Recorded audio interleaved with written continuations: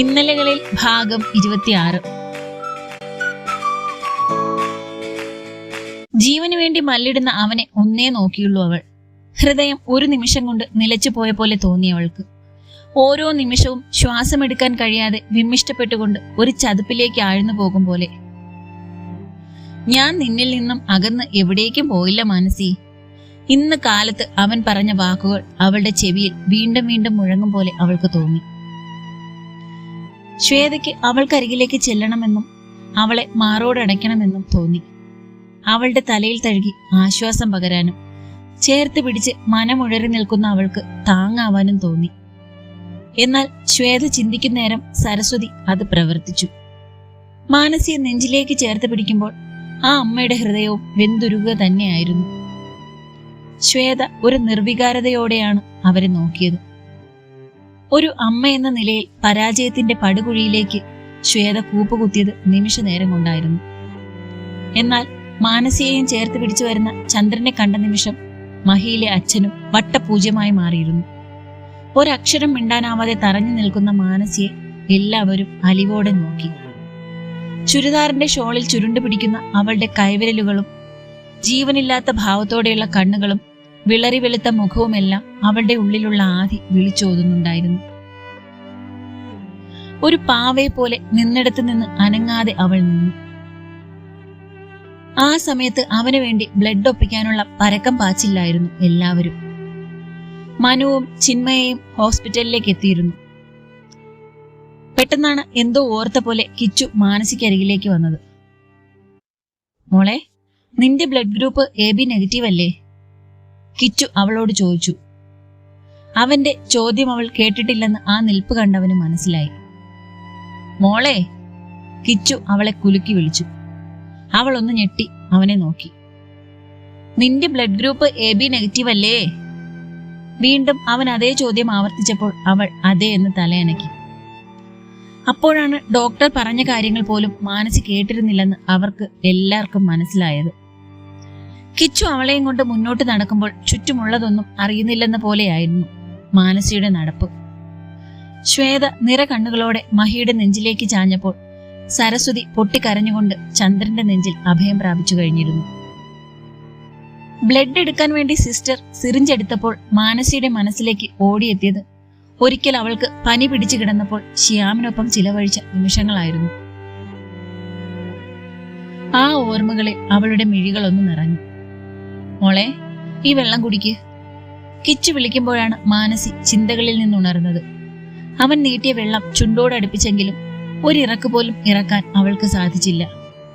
വെള്ളം തിരികെ സ്റ്റാൻഡിലേക്ക് വെച്ചിട്ട് മാനസി എണീറ്റു. ഇത്തിരി നേരം കിടക്കും മോളെ, ചിലപ്പോ തല കറങ്ങും. കിച്ചു പറഞ്ഞത് കേട്ട് മാനസി അവനെ നോക്കിയതല്ലാതെ വേറെ ഒന്നും പറഞ്ഞില്ല. കിച്ചുവും മാനസിയും ചെല്ലുമ്പോഴേക്ക് ശ്യാമിനെ ഓപ്പറേഷൻ തിയേറ്ററിലേക്ക് ഷിഫ്റ്റ് ചെയ്തിരുന്നു. ഒരു വാതിലിനപ്പുറം അവനും ഇപ്പുറം അവളും ഒരുപോലെ തന്റെ ജീവന് വേണ്ടി പോരാടുകയായിരുന്നു. എല്ലാവരും അവന്റെ ജീവന് വേണ്ടി പ്രാർത്ഥനയിലായിരുന്നു. അവന്റെ മാത്രമല്ല, അവളുടെയും. മാനസി ഭിത്തിയിൽ തലചാരി തന്റെ താലിയിൽ പിടിമുറുക്കി കണ്ണടച്ച് നിൽപ്പാണ്. കുറച്ചു കഴിഞ്ഞ് ഡോക്ടർ തിയേറ്ററിന്റെ ഡോർ തുറന്നു വന്നപ്പോൾ എല്ലാവരും പ്രതീക്ഷയോടെ അദ്ദേഹത്തിന് അരികിലേക്ക് ചെന്നു.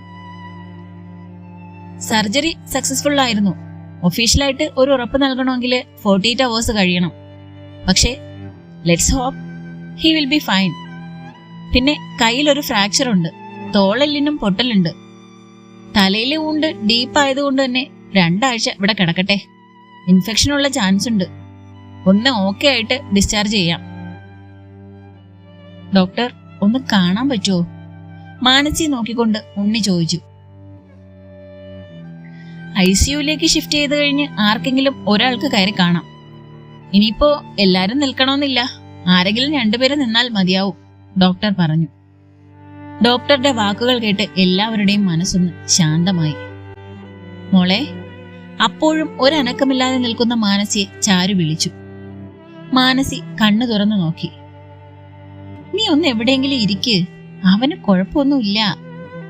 ചാരു പറഞ്ഞത് കേട്ടിട്ടും മാനസി ഒന്നും മിണ്ടിയില്ല. ഒരക്ഷരം ഉരിയാടാനാവാതെ മാനസി നിന്നുപോയി. അവന്റെ ആക്സിഡന്റ് അവളിൽ ഉണ്ടാക്കിയ ആഘാതം അത്രയും വലുതായിരുന്നു. ഇത്രയും നാൾ കൈവിടാതെ കോർത്തു പിടിച്ചിരുന്നിടം പെട്ടെന്ന് ശൂന്യമാവും എന്നൊരു തോന്നൽ പോലും അവളുടെ സമനില തെറ്റിച്ചു. മോളെ, ചാരു അവളുടെ തലയിൽ തഴുകി അലിവോടെ വിളിച്ചു. മാനസിക്ക് ഒന്നും ചെയ്യാനാവുന്നുണ്ടായിരുന്നില്ല. അവൾ ഒരു ആശ്രയത്തിനായി മനസ്സുകൊണ്ട് കേണു. എന്നാൽ താങ്ങായും തണലായും നിന്നിരുന്നവന്റെ അഭാവം, അവളുടെ ഉള്ളറിഞ്ഞവന്റെ അഭാവം, അതവളുടെ മനസ്സിനെ തളർത്തി.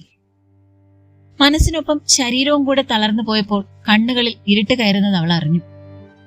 അവളെ താങ്ങാൻ മറ്റു കൈകൾ ഉയരും മുന്നേ തന്നെ മഹിയുടെ കൈകൾ അവളെ നെഞ്ചോടടക്കിയിരുന്നു. ശാന്തമായ ഒരു ഉറക്കത്തിന് ശേഷം മാനസി ഉണരുമ്പോൾ നേരം നല്ലപോലെ ഇരുട്ടിയിരുന്നു. അരികിൽ ആരോ ഉള്ള പോലെ തോന്നിയപ്പോഴാണ് മാനസി തല ചിരിച്ചു നോക്കിയത്. അവൾക്കരികിൽ കസേരയിൽ ചാരിയിരുന്നുറങ്ങുന്ന ശ്വേതയെ കണ്ടപ്പോഴാണ് മാനസി ഇതുവരെ നടന്ന സംഭവങ്ങളെല്ലാം ഓർത്തത്.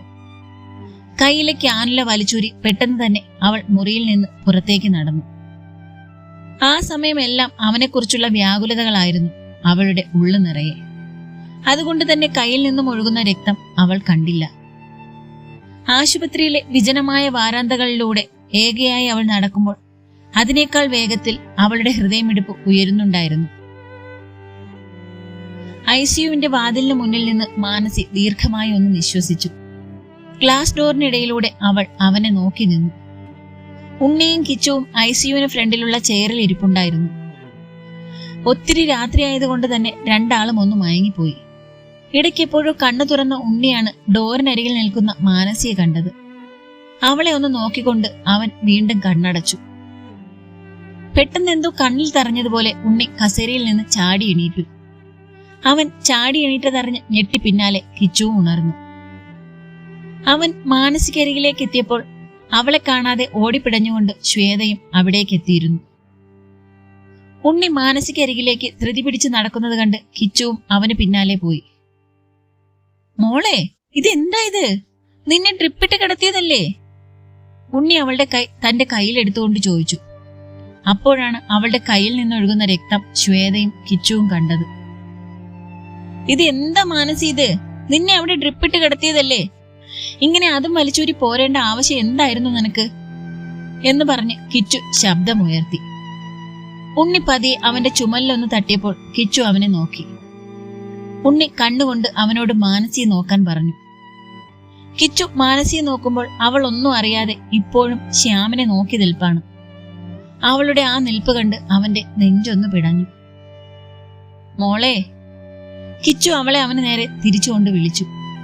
അപ്പോഴാണ് മാനസി അവനെ നോക്കുന്നത് തന്നെ. കയറി കാണണോ നിനക്കവനെ? കിച്ചു അവളുടെ നെറുകയിൽ തലോടി ചോദിച്ചു. കാണണമെന്ന് 1000 വട്ടം മനസ്സ് മന്ത്രിച്ചെങ്കിലും ഉച്ചരിക്കാൻ നാവ് പൊങ്ങിയില്ല അവളുടെ. കാണാനുള്ള ധൈര്യം അവൾക്ക് ആ സമയം ഉണ്ടായിരുന്നില്ല. അവനരികിലേക്ക് പോകാനും അവനരികിൽ നിന്ന് മാറാനും കഴിയാതെ അവളുടെ മനസ്സ് വിങ്ങി. വേണ്ടെന്നൊന്ന് തലയാട്ടിക്കൊണ്ട് മാനസി ഒരിക്കൽ കൂടെ അവനെ നോക്കിക്കൊണ്ട് ആ ഭിത്തിയിലേക്ക് ചാഞ്ഞു നിന്നു. കിച്ചു ഉണ്ണിയോട് ഇപ്പൊ വരാമെന്ന് പറഞ്ഞിട്ട് പോയി. ഉണ്ണി മാനസികരികിലേക്ക് നിന്നപ്പോൾ മാനസി അവന്റെ തോളിലേക്ക് ചാഞ്ഞു. ഉണ്ണി അവളെ ചേർത്ത് പിടിച്ച് മൗനമായി ആശ്വസിപ്പിച്ചു. ആ സമയം ചായാനൊരു തോൾ അവൾക്ക് ആവശ്യമാണെന്ന് അവന് തോന്നി. കിച്ചുവിന് പിന്നാലെ ശ്വേത അവനരികിലേക്ക് പോയി. മോനെ കിച്ചു, ഒന്ന് സംശയിച്ച് ശ്വേത വിളിച്ചു. എന്താ ആന്റി? കിച്ചു ശ്വേതയെ തിരിഞ്ഞു നോക്കിക്കൊണ്ട് ചോദിച്ചു. ശ്വേത ഒന്ന് പരിങ്ങി. അത് കൃത്യമായി കിച്ചുവിന് മനസ്സിലാവുകയും ചെയ്തു. മോനെ, മാനസി ഒന്നും മിണ്ടുന്നില്ലല്ലോ. ഇത്രയും നേരായിട്ടും അവൾ ഒന്നും സംസാരിച്ചിട്ടില്ല. ഒരു വാക്കുപോലും, ഒരിറ്റ് വെള്ളവും കുടിച്ചിട്ടില്ല. ഒരമ്മയുടേതായ എല്ലാ ആകുലതകളും ആ നിമിഷം ശ്വേതയുടെ മുഖത്ത് പ്രകടമായിരുന്നു. ആദ്യം ഒരു അത്ഭുതത്തോടെയാണ് ശ്വേതയെ നോക്കിയതെങ്കിലും പിന്നീട് കിച്ചുവിന്റെ മുഖത്ത് തെളിഞ്ഞത് പുച്ഛമായിരുന്നു. അവള് മിണ്ടാതായത് ഇന്നും ഇന്നലെയൊന്നും അല്ലല്ലോ.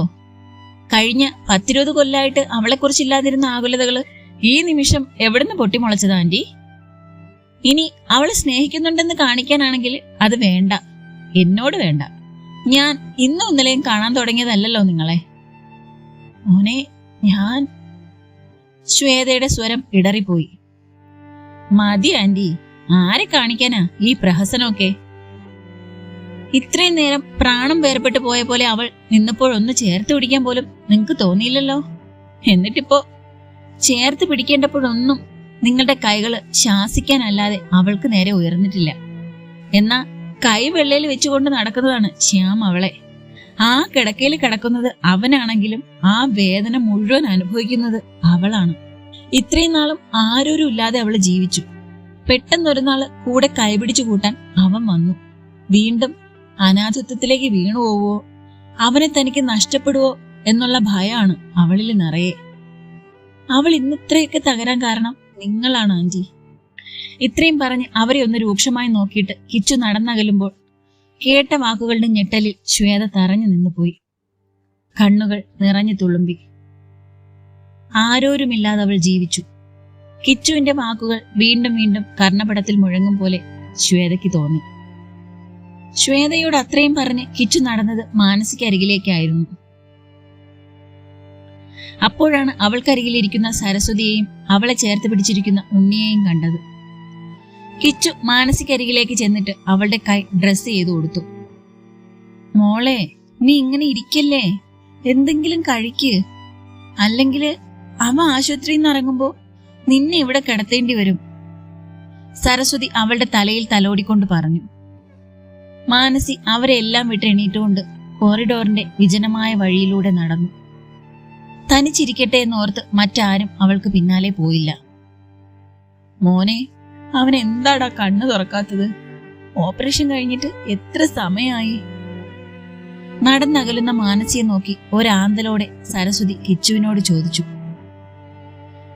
ചെറിയ സർജറി ആയിരുന്നില്ലല്ലോ അമ്മേ. സെഡേഷൻ എഫക്റ്റ് മാറാൻ സമയമെടുക്കും. അവന് മറ്റു കുഴപ്പങ്ങളൊന്നുമില്ല. മരുന്നിനോടൊക്കെ ബോഡി റിയാക്ട് ചെയ്യുന്നുണ്ട്. പക്ഷേ ഉണരാൻ സമയമെടുക്കും. കിച്ചു സരസ്വതിയെ ആശ്വസിപ്പിച്ചുകൊണ്ട് പറഞ്ഞു. ഒരറ്റത്തെ ഒഴിഞ്ഞ കോണിൽ ജനൽപ്പാളി തുറന്നിട്ട് അഴികളിൽ പിടിച്ച് പുറത്തേക്ക് നോക്കി നിന്നു മാനസി. തന്റെ മനസ്സിന്റെ നിയന്ത്രണം തന്റെ കയ്യിലല്ല എന്നവൾക്ക് മനസ്സിലായിരുന്നു. എന്തൊക്കെയോ പറയണമെന്നുണ്ട്, പക്ഷെ കഴിയുന്നില്ല. അവനെ ഒരു നോക്ക് കാണണം. ആ നെറുകയിൽ അധരങ്ങൾ ചേർക്കണം. വിട്ടിട്ട് പോകല്ലേ എന്ന് പറയണം. ആ കൈകളിൽ ഒന്ന് മുറുകെ കോർത്തു പിടിക്കണം.